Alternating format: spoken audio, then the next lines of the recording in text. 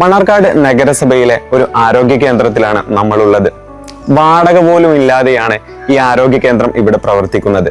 എന്തൊക്കെയാണ് ഈ ആരോഗ്യ കേന്ദ്രം ഇങ്ങനെ ഇത്ര മനോഹരമായി ഇവിടെ പ്രവർത്തിക്കാനുള്ള കാരണം?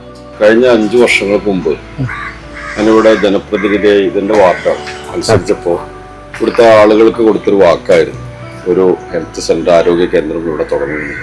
അതിന്റെ ഭാഗമായി കൊണ്ട് തന്നെ ഞങ്ങൾ മണ്ണാർക്കാട് നഗരസഭയിൽ 2 ആരോഗ്യ കേന്ദ്രം തുടങ്ങിയപ്പോൾ അതിലൊന്ന് ഇതാണ്. ഇത് പാസ്സായി വന്നപ്പോൾ ഇതിന് സ്ഥലം വേണമെന്നുള്ള ഒരു വലിയ ഒരു പ്രശ്നം ഞങ്ങളുടെ മുമ്പിൽ വന്നപ്പോൾ ഇത് എന്റെ സ്വന്തം കെട്ടിടം. ചെയർമാന്റെ സ്വന്തം പേരുള്ള കെട്ടിടത്തിലാണ് ഇപ്പോൾ ആരോഗ്യ കേന്ദ്രം പ്രവർത്തിക്കുന്നത്. ജനങ്ങൾക്ക് കൊടുത്ത വാക്ക് നിറവേറ്റാൻ വേണ്ടി. കാരണം ഇവിടെ ഈ ഒരു പ്രദേശം എന്ന് പറഞ്ഞു കഴിഞ്ഞാൽ വടക്കര ഒറ്റപ്പെട്ട പ്രദേശം, 2 വാർഡ് ഇതിൽ വരുന്നുണ്ട്, 2023, 2024. അതോടൊപ്പം തന്നെ ഈ പരിസര പ്രദേശത്തുള്ള പാവപ്പെട്ട ആളുകൾക്കൊക്കെ താലൂക്ക് ഹോസ്പിറ്റലാണ് ആശ്രയം.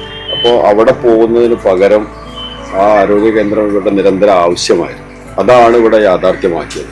അപ്പോൾ ഇതിന് വാടക ഇല്ലാതെ തികച്ചും ആളുകൾ കാരണം സൗജന്യമായിട്ടാണ് നൽകിയിട്ടില്ല. 2 വർഷം ഈ ഡിസംബറിൽ തികയാണ് തുടങ്ങിയിട്ട് വളരെ നല്ല രീതിയിൽ ആളുകൾ ഇതിനെ രോഗികളൊക്കെ ആശ്രയിക്കുന്നു. അതിൽ വലിയ സന്തോഷം പരിസരത്തുള്ള മറ്റുള്ള പ്രദേശത്തുള്ള ആളുകൾ കൂടി ഇവിടുത്തെ ജനങ്ങൾക്ക് മാത്രമല്ല പരിസരത്തിലുള്ളവർ കൂടി ഇവിടെയാണ് വരുന്നത്. 100 മുതൽ 150ഓളം കൃത്യമായി മരുന്ന് കൊടുക്കുന്നു.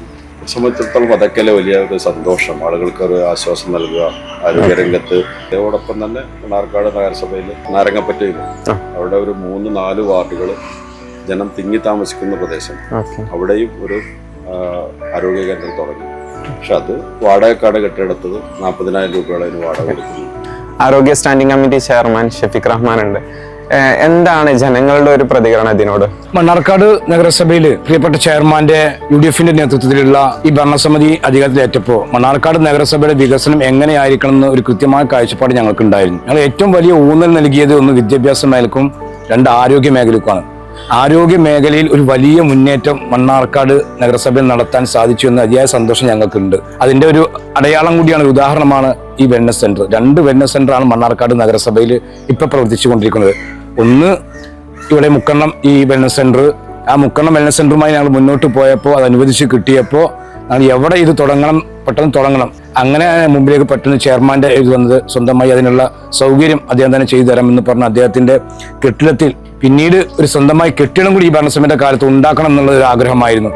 വെൽനസ് സെന്ററിനായി ചെയർമാൻ സ്വന്തമായി വാങ്ങി നഗരസഭയ്ക്ക് നൽകിയ ആ ഭൂമി, അതിമനോഹരമായ ആ സ്ഥലം ഇതാണ്. ഇവിടെ നിർമ്മാണ പ്രവർത്തനങ്ങളെല്ലാം ആരംഭിച്ചിട്ടുണ്ട്.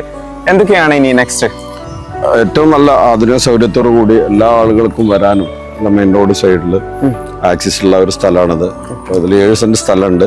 അതിൽ കുറച്ചുകൂടി ഒരു മുന്നോട്ടുള്ള കാഴ്ചപ്പാടോടുകൂടിയാണ് ഈ ക്ലിനിക്കോടെ വരുമ്പോൾ ഭാവിയിൽ ഒരു അത്യാവശ്യം ചെറിയ അഡ്മിറ്റോ ബാക്കിയുള്ള കാര്യങ്ങളൊക്കെ ഇതിൻ്റെ ഒരു ഉയർച്ച വരുമ്പോൾ ഭൗതിക സൗകര്യം കുറവ് വരരുത് എന്നുള്ളൊരു കാഴ്ചപ്പാടിലാണ്.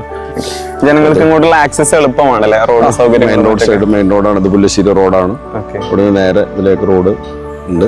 അപ്പോൾ ആളുകൾക്ക് വരാനും പോകാനും മണ്ണാർക്കാട് ടൗണിൽ നിന്ന് 2 കിലോമീറ്റർ 2,200 ഇവിടേക്കുള്ള ദൂരം. ഇതിനാവശ്യമായ ഫണ്ട് ഒരു 45 ലക്ഷം രൂപ വെച്ചിട്ടുണ്ട്. എല്ലാ സൗകര്യങ്ങളും അതിനുള്ള ഫർണിച്ചർ ഉൾപ്പെടെ അതിൽ വരും.